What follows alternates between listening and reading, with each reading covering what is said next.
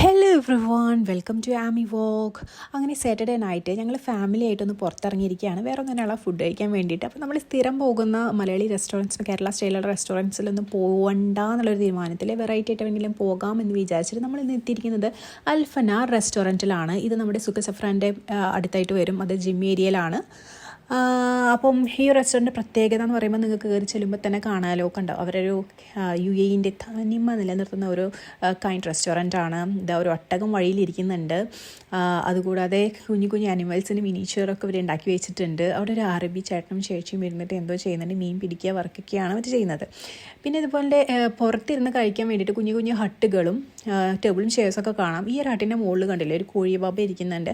ആ കോഴീനെ പിടിക്കാനാണോ എന്നറിയില്ല, അതിനെ നോക്കിക്കൊണ്ട് താഴെ ഒരു പൂച്ചച്ചേട്ടൻ ഇങ്ങനെ നോക്കിയിരിക്കുന്നു. ഉണ്ടാക്കി വെച്ച പൂച്ച ആയതുകൊണ്ട് ഞാൻ രക്ഷപ്പെട്ടു. എനിക്ക് പൂച്ചനെ ഭയങ്കര പേടിയാണ്. അപ്പോൾ ഈ ഹട്ടിൽ നമുക്ക് ഇതുപോലെ നിലത്തിരുന്ന് കഴിക്കാനാണെന്ന് തോന്നുന്നു. ടേബിൾ ചെയർ ഇടയിലിട്ടിട്ടുണ്ട്, ചിലത് നിലത്തിരിക്കാനുള്ള സംവിധാനത്തിലാണ് ഇവരുണ്ടാക്കിയിട്ടുള്ളത്. ഈ ഹട്ടിലൊന്നും ഒരാളില്ല കേട്ടോ, എല്ലാവരും എനിക്ക് തോന്നുന്നു അകത്തിരുന്നിട്ടാണ് ഫുഡ് കഴിക്കുന്നത്. ഞങ്ങളും അകത്തിരുന്നിട്ടാണ് ഇന്ന് ഫുഡ് കഴിച്ചത് കേട്ടോ. അപ്പോൾ ആദ്യം പുറത്തൊക്കെ നടന്ന് ഒന്ന് എക്സ്പ്ലോർ ചെയ്തിട്ട് നിങ്ങൾക്ക് അകത്ത് കയറാം, അതല്ലെങ്കിൽ ഫുഡ് കഴിച്ച് കഴിഞ്ഞിട്ട് പുറത്തൊക്കെ ഒന്ന് എക്സ്പ്ലോർ ചെയ്തിട്ട് പതുക്കെ വീട്ടിൽ പോകാം, എന്ത് വേണമെങ്കിലും നിങ്ങൾക്ക് ചെയ്യാം. അപ്പോൾ ഫോട്ടോസും വീഡിയോസും എടുക്കുന്നതിലൊന്നും അവിടെ ഒന്നും യാതൊരു തടസ്സങ്ങളൊന്നും ഇല്ല. അപ്പോൾ ഞങ്ങൾ കുറച്ച് നേരം നടന്ന് എല്ലാം കണ്ടിട്ടാണ് കേട്ടോ അകത്തേക്ക് കയറിയത്. അപ്പോൾ അവിടുത്തെ ഫുഡ് എന്ന് പറയുമ്പം പക്ക അറബിക്, അവരുടെ ട്രഡീഷണൽ രീതിയിലുള്ള ഫുഡ്, നമ്മുടെ ഇന്ത്യൻ സ്റ്റൈലിലുള്ള എന്തൊക്കെയോ മെനുവിലുണ്ട്. പക്ഷേ നമ്മൾ അറബിക് സ്റ്റൈലിലുള്ള ഫുഡ് തന്നെയാണ് ഓർഡർ ചെയ്തത്.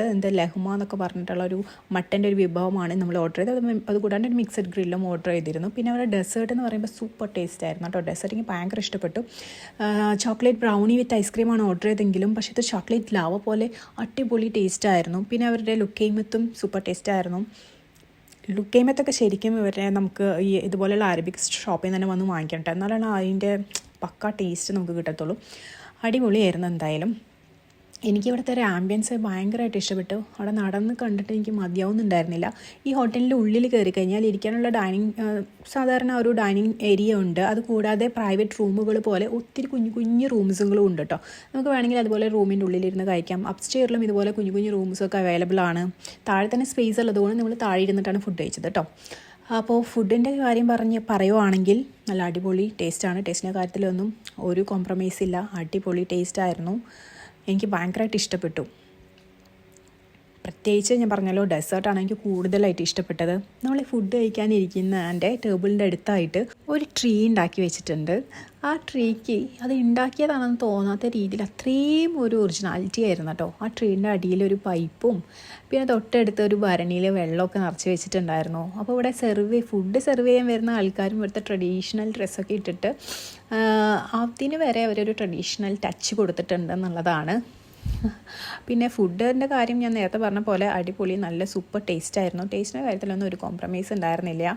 പിന്നെ ഡെസേർട്ടും സൂപ്പറായിരുന്നു. പിന്നെ എടുത്ത് പറയേണ്ട വേറൊരു കാര്യം എന്ന് വെച്ച് കഴിഞ്ഞാൽ നല്ല കത്തി റേറ്റാണ് ഈ ഒരു ഐറ്റംസിനൊക്കെ അവർ ചാർജ് ചെയ്യുന്നത്. പിന്നെ എപ്പോഴെങ്കിലും നമ്മൾ എപ്പോഴും വരുന്നില്ലല്ലോ, അപ്പോൾ ഇടയ്ക്ക് വല്ലപ്പോഴൊക്കെ ഇതുപോലെ നല്ല ഒരു റെസ്റ്റോറൻറ്റിൽ വന്ന് ഫുഡൊക്കെ കഴിക്കുമ്പോൾ നമ്മൾ അത്യാവശ്യം സ്പെൻഡ് ചെയ്യേണ്ടി വരും.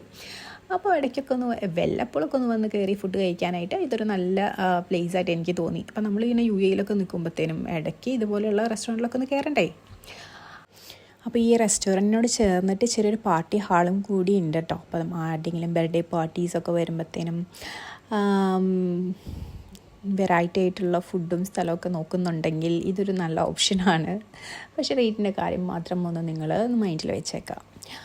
അപ്പോൾ നമുക്ക് തന്നെ ഒരു സാറ്റർഡേ നൈറ്റ് അടിപൊളിയായിരുന്നു, സൂപ്പറായിരുന്നു.